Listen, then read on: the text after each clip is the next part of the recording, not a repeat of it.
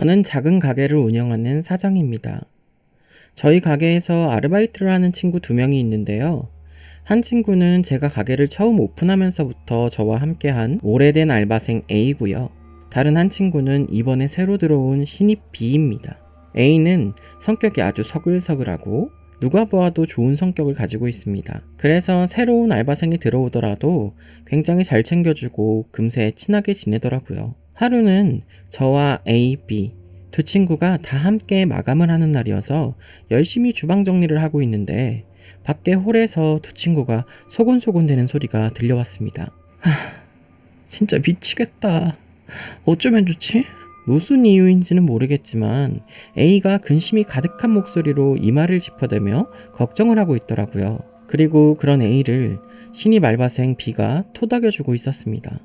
녀석을 오래 본 사장으로서 이 녀석이 무슨 사고라도 친 건가 싶어 걱정이 되어 한 걸음에 홀로 달려나갔습니다. 그리고는 녀석의 사정을 캐물었죠. 뭔데? 말을 해. 말을 해야 도와주지. 뭔지 모르는데 어떻게 도와줘. 이 녀석한테는 잘만 이야기하더니 왜 나한테는 못하는 거냐? 약간 서운한 감정도 들더라고요. 그래서 녀석을 타이르자 곤란하다는 듯이 미간을 살짝 구긴 A가 그제야 이야기를 털어놓기 시작했습니다.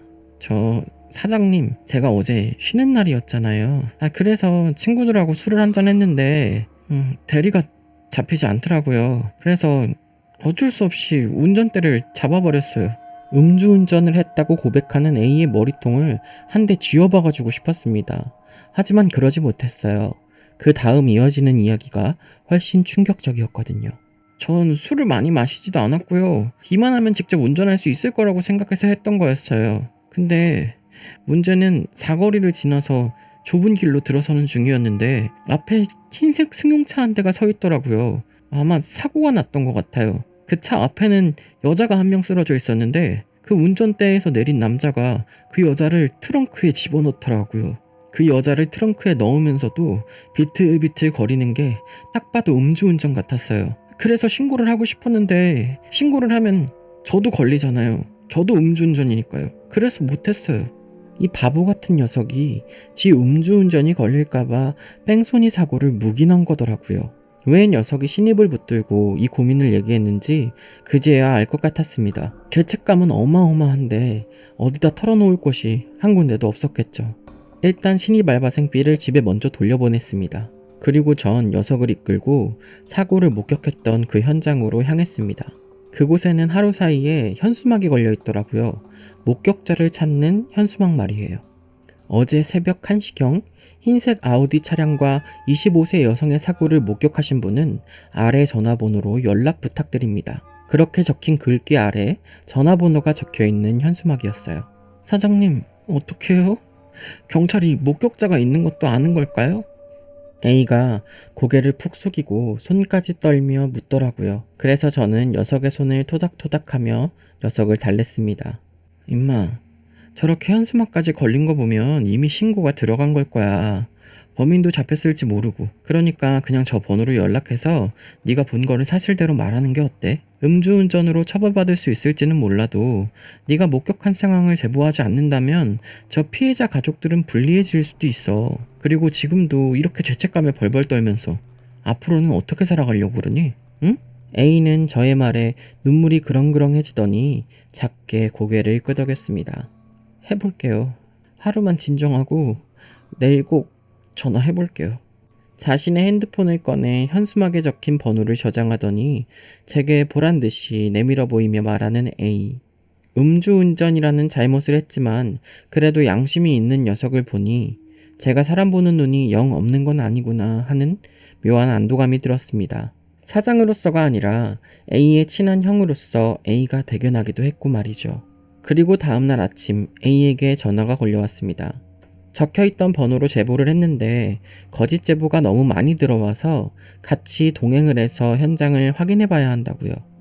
그날은 주말이어서 가게가 붐비는 날이었지만 그 정도는 신입 B와 제가 더 열심히 뛰면 되는 거니까요.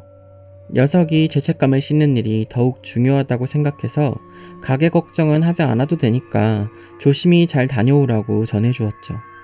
미친듯이 바빴던 영업이 끝나도록 녀석은 전화나 문자가 없었습니다. 제보가 잘 처리가 된 건지 어쩐 건지 너무 궁금했어요. 아니면 혹시 음주운전 때문에 다른 조사를 더 받아야 되는 건가 싶기도 했습니다. 혹시 방해가 될까 연락을 따로 해보진 않았고 녀석에게 연락이 오기만을 기다리고 있었어요. 그리고 다음 날 오후가 되어서 출근 시간이 되어가는데도 A에게는 연락이 없었습니다. 출근도 하지 않았고요. 걱정이 되어서 그제야 녀석의 핸드폰으로 전화를 걸어봤지만 역시나 전화 연결은 되지 않았어요. 이렇게 오랜 시간 동안 A와 같이 일을 하면서도 A의 부모님 전화번호 하나 가지고 있지 않은 제가 과연 좋은 사장일까 하는 의구심이 들었습니다. 하지만 다행히 녀석의 집을 알고 있었기 때문에 집으로 찾아갔죠. 창밖에서 들여다보는 A의 집은 캄캄했어요. 그리고 인기척도 없었고요. 무슨 일이 생긴 건지 아니면 충격이 너무 커서 잠시 어디로 떠나 있는 건지 애가 타는 느낌이었지만 저는 어쩔 도리가 없었습니다. 녀석에게 전화가 오길 기다리는 수밖에요.